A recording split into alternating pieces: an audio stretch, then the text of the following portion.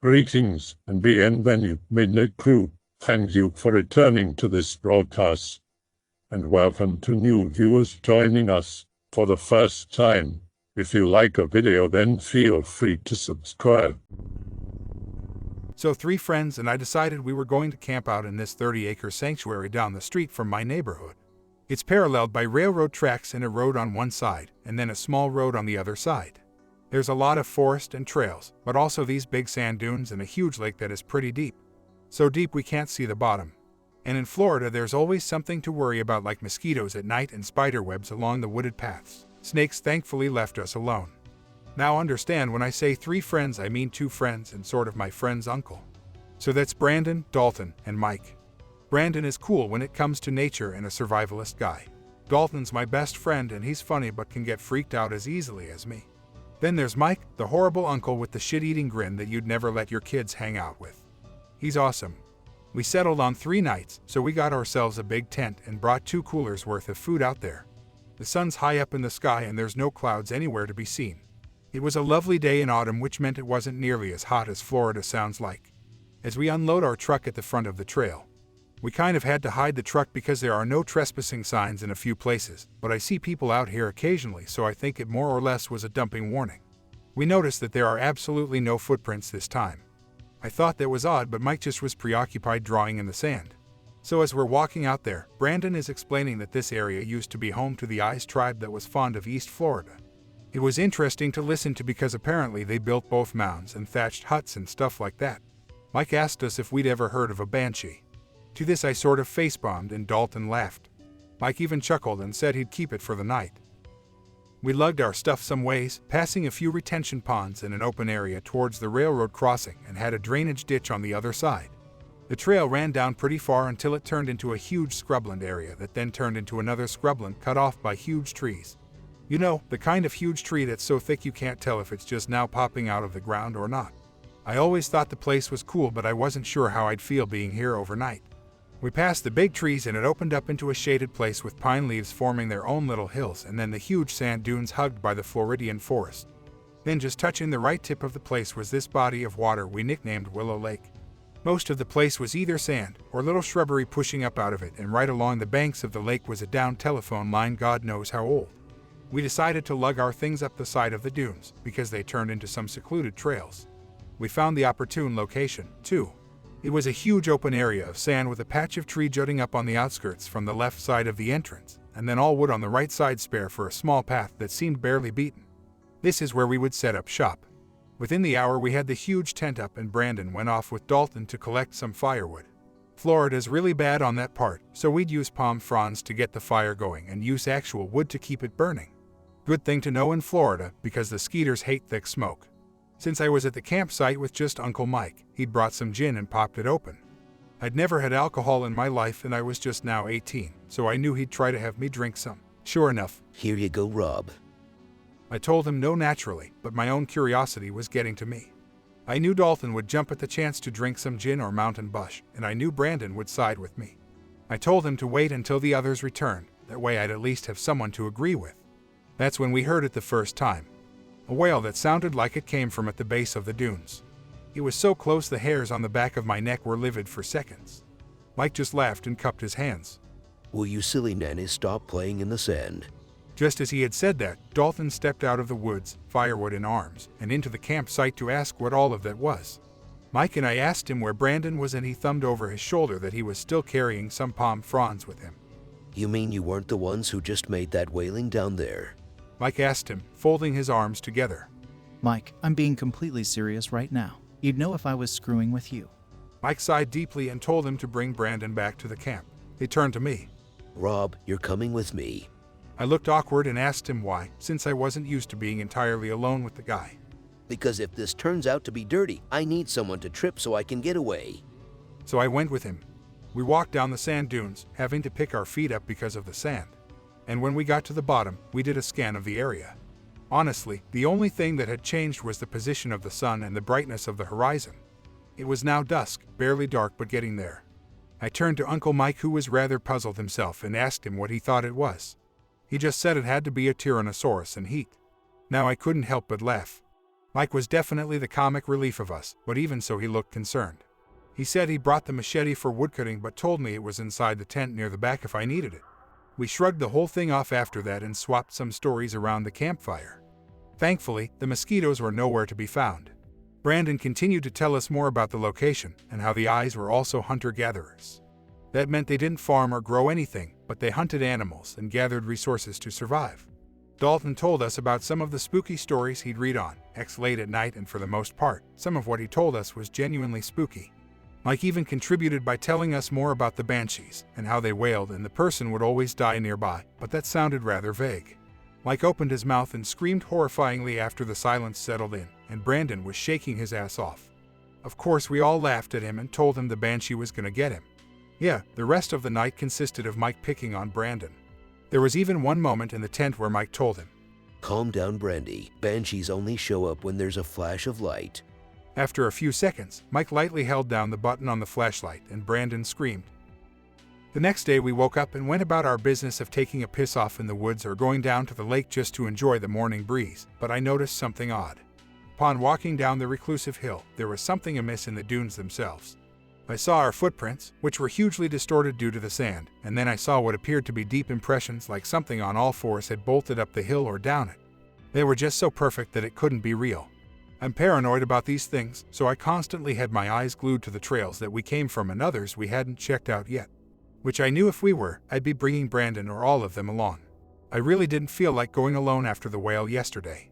I sat on the down telephone pole to wash my face off from the water, and that's when I noticed it. Mike's bottle of gin, still half filled like he left it, just dropped in the sand in front of me. I blinked blankly, figuring Mike must have wandered out last night or early in the morning and drunkenly left it here. I went back up to our spot where Dalton brought more wood to and asked Uncle Mike about his bottle. He tilted his head and asked me where I found it. I told him down by the lake. He told me to stop messing with him. You didn't get up early in the morning and take it down there. He told me no, but I raised my eyebrows at him. So you weren't hammered. I sounded like an idiot, sure, but knowing Mike, he could be hatching some kind of prank on us as we spoke. Bottom line was he said he didn't move it, so I just gave him the gin and sat down at the camp. It was pretty lazy for the rest of the morning. All we did was eat some of our canned stuff and decided which trails we'd go down. Naturally, since the place we were at is connected to an actual nature park, we thought we'd try seeing if we could reach it. So we chose the path going around the side of Willow Lake. Mike stayed behind and made some phone calls while we went out there, since animals could have gotten into our stuff if we just left it. This little dirt road had the retention ditch adjacent to it, with big tilapia swimming freely and at least a 12-foot stumble if someone tripped. And boy, it was far. By 2 p.m. we'd probably walked at least 3 miles or so, and I could barely believe that myself. The place was supposed to be 30 acres, and the fact that this trail rarely curved or made a turn bothered me at how far we'd gotten from the sand dunes. The only thing we had here were jagged trees, an overlying canopy of Spanish moss, and the just barely audible noise of the highway. So we weren't entirely that far from civilization. Our big problem now was that the path split into 3. They all looked the same, spare for the center being riddled with pine needles. So we went down the mid-path, figuring less sand meant easier walking. Brandon, though easily spooked, seemed so calm here. He slowly went ahead, minding where he put his footsteps because the pine needles didn't actually make too much of a noise. So while he slowly progressed 20 yards ahead of us, and also remember that the trail is pretty isolated in the forest at this point, Dalton and I covered our 6. We noticed something really strange just lying off to the edge of the pine needle path. I wanted to say no. I wanted to deny every ounce of it. But there was no denying the fact that an unopened can of mountain bush was right here, far from our camp. The damn thing still had precipitation on it. I told Dalton I was really scared right now, and he nodded and nudged me towards Brandon. We decided we'd head back to the camp and tell Mike about it. Something entered our peripheral vision, a blurring mix of gray and white, ran from one side of the path from the other. One thing I remember definitively were 3 bony fingers on each hand passing through the bush and leaving nearly no trace that it was there. I've never seen Brandon hop to his feet and sprint as quickly as he did, but we were all on our feet. As a matter of fact, I've never seen my own 2 feet work like they did. We forgot to take the can back and just ran as fast as we possibly could back to the lake. And we didn't stop there, we ran up the sand dunes, nearly collapsing because of the thick sand, and shouted for Mike. Mike wasn't there. Are you kidding me? I thought. We shouted for Mike for several minutes, looking all around. Brandon checked the cooler and did a count of our stuff while Dalton kept pacing back and forward, calling Mike on his phone. What are you sisses screaming about? Mike answered the phone. We found out he had walked back to the truck to go to the 7-Eleven down the road, but he told us he was pulling back up. He asked us if we were really going to chicken out of our only time together over break, and we decided we would just meet him at the front and tell him what happened. Screw staying behind at the camp, none of us were man enough to do it after what we just witnessed. We made our way back past the 2 large trees and down the long trail until we found Mike waking up with a bag of potato chips and some water. He thought our expressions were hilarious, but asked us what was going on. Once we told him, he was almost in disbelief. Mike asked us if we took his machete, and I answered no for him. He told us we should consider knowing where it is if we seriously saw something. The rest of the day consisted of us staying near the tent, not really going anywhere alone anymore. We had all stepped down near the lake because Dalton and I started goofing around. We were wrestling, causing a huge dust cloud from rolling down the dunes. Mike loved it because I was being so desperate to kick Dalton's ass, yet I wasn't built like he was. And Mike, seeing another opportunity to screw with Brandon, did the banshee cry yet again. Only this time, off in the distance, the same wail from before answered him. We all said what the hell, at nearly the same instant. This was when Mike stood up and scanned the perimeter, making his own checks of everything. See, Rob, this is why you need to get your concealed weapons permit, he said, walking down to help us up. When I asked him why, he answered, You really think I'm allowed to carry a gun? We weren't very talkative the rest of the night. We sat around the campfire paranoid, tried roasting some marshmallows and playing some music from our cell phones, but it was hard to shake the feeling that we were under surveillance. You know, like there could be big red eyes somewhere just watching, waiting. Mike kept his machete by his legs, and Brandon had taken his own knife and carved the end of this long stick to make a spear. This is how spooked we really were. There was something out here and we were alone. Look guys, if you really want to just get out of here, we can. I'll just drive us back to Rob's place. At that point, we were all ready to get up and go, so there were no objections. Some camping trip this turned out to be. Mike stood up and lit a cigarette for a few moments, then muttered profanities to himself. He turned to us with a half grin, half frown. You guys are gonna hate me. I think I dropped my car keys. Of course, we all gawked and asked him if he was serious or if he was screwing with us. Because of course, Mike's been known to do that. But he was serious. He fanned out his pockets and checked all over camp, using his cell phone as a light. So that's really it. We were stuck here unless we wanted to walk the whole way back to my house. And frankly, we were tired and our hearts were still pounding from earlier. We just wanted to dig in and hold until daylight. We'd cut this trip short, making it 2 days instead of 3. So we all huddled like frightened animals in the middle of the tent. That primal fear kicked in of being exposed, or being towards the outside of the tent. Mike slept next to his machete, keeping his shoulder on it. Brandon and I couldn't sleep, and Dalton drank some of Mike's gin to try and keep him sleeping. Brandon was petrified and told me not to close my eyes. His paranoia made it harder on my own, and we kept ourselves up for as long as I can remember. We heard the mosquitoes on the outside of the tent, we heard some splashing down near the lake, and we heard a train horn eerily pass by. It must have been 3 hours before we finally started settling in. I was about to bury myself in my sleeping bag when my ears sprang alert. There was a thumping of sand being thrown around. It was getting closer and more to our ground level. I dared not sit up, but I started to tear up once more. That thing was bolting up the hill and into our campsite, just like it probably did the night before. I held my breath as the thing's heavy exhalation passed on my side of the tent. Its footfalls weren't too powerful, the thing appeared like it was trying to sneak around. It also slowed down now that it was on even terrain. Now I couldn't help it. I turned slowly and silently to see Brandon's eyes completely open, staring straight at me. He was shitting bricks so bad, but I wasn't going to call him out on anything. This was horrifying, and I really thought about the possibility that this monster could kill us with those long bony fingers. While it sulked around the camp and went through our cooler, I nodded towards Mike's machete. Brandon tried to take it, but Mike was too heavy. So we had to wake everyone up. I brought a hand out and suggested prodding Mike with his stick, so we did. Mike quietly groaned, but we covered his mouth. Before he could object, we heard the cooler spill and all the contents pour out. The thing outside grunted and its heavy breathing panicked for a moment before subsiding. The thing's fingers were tapping on the insides, and it lapped up the water like a big dog would. Mike wanted to whisper, but we frantically shook our heads against the idea. So instead of talking, he mouthed stuff to us. It was hard to understand him, but he reluctantly spoke. Wake up, Dalton. Sit up slowly. We all remained silent, for the night around us had as well. We were almost terrified that it hurt him. I couldn't stop shaking, as if I got the chills. But we were reassured that the thing was still there because it started digging in the sand for some reason, and the sand smashed against the outside of our tent like we were being pelted with tiny pebbles. We pushed on Dalton's shoulder, and he muttered what? Mike sat up and held the machete ready because the thing outside stopped digging in the sand. We clasped our hands over his mouth and whispered into his ear to sit up slowly, which he did with uneasiness. The thing was casting a shadow over our tent now. It was just taller than Mike, who was prime in that category here. Like a grizzly bear or something, it stood to full height to observe the tent. It had to be at least 10 feet away, right against the heavy forest. And since we were all on our knees inside the tent, we weren't even half of its height. Uncle Mike raised the blade, his own tattooed hands shaking. The monster moved its legs and stalked towards our tent. It extended an arm to poke the tent, running its delicate fingers across the fibers. Its breathing pushed in on the tent and out. The shadow gradually turned and its hands ran over the entrance, particularly along the zipper line. I was literally holding Dalton's hand in a completely maternal instinct. This was real.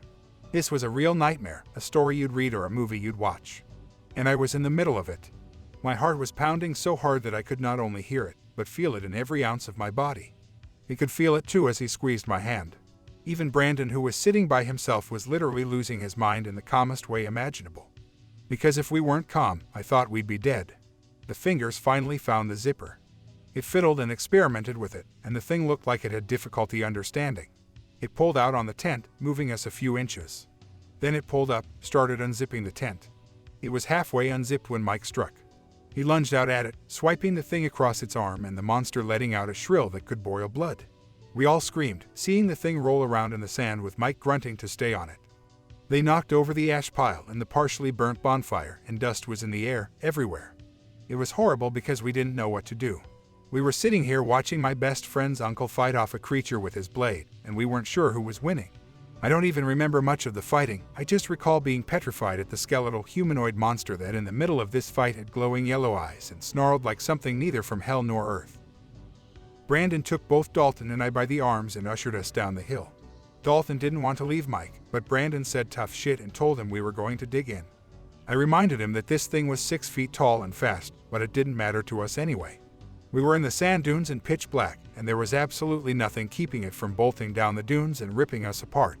We saw them hurtling down the hill, Mike literally punching the thing now with his fists.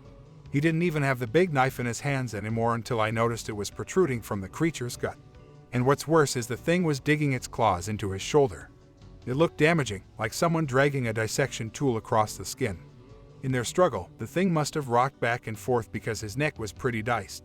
Now with Mike bleeding from his neck, we really knew we had to do something or else he could die or we could all die. So Mike, groaning from his pain, finally kicks the thing off of him and stands up. He's literally dripping blood down his shoulders.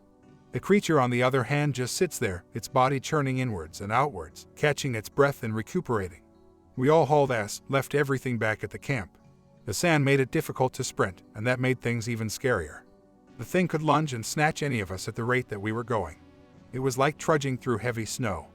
Thank God for Brandon's heritage. He told us how the Mohawk Indians ran. He suggested that we run their way or stick to the side of the path once we got back on it, and it would keep us from sinking into the dune. We were at the bottom when it wailed and we heard it charging after us. I was already flying for all I knew from the adrenaline pouring into my veins. The sound of breaking glass shocked me, but I didn't stop running. I ran faster than any of them. I passed the 2 big trees and got out of the shrubbery, and I passed the second large lake and I reached the truck. I had covered the distance so fast that my chest was about to explode from pain. My asthma was acting up and I started having trouble breathing. I didn't even bring an inhaler because I hadn't used it in so long. I found Mike's keys on the ground next to the car tires and just grabbed them. I couldn't do anything right now with my heart pounding and my lungs in anguish. I didn't even realize I left anybody behind in the dust, and frankly the only thought on my mind was the horrible creature. A few moments later, Dalton and Brandon came hauling Mike over and put him in the back seat of the truck. I gave them the keys and without them asking me if I was all right, got in the truck and Dalton took the wheel. We turned on the truck and its engine revved up. The headlights came on and the yellow eyes reflected, while it continued crawling for us. Dalton shouted the Lord's name and put his foot down on the pad. We ran the thing over, causing a huge thump. After that we backed all the way out of the trail and without paying any mind, we sped off down the roadways to the nearest hospital. Mike was in ICU for days until they managed to save him. As for us, well, we told our folks what had happened and they thought we were all dropping acid.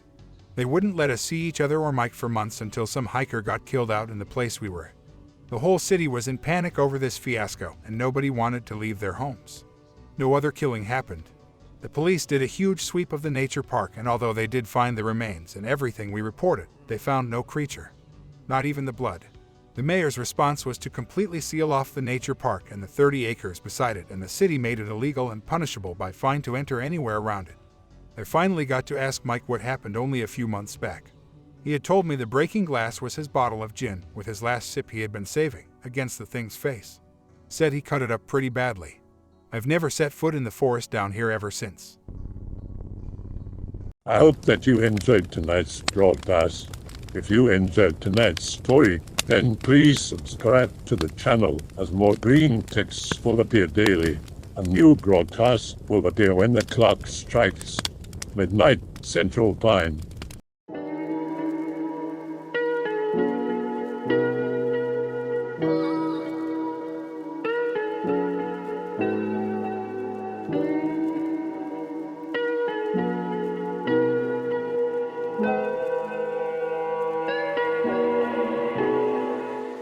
Remember to check out the Odyssey page in the description for a second archive of the channel's videos.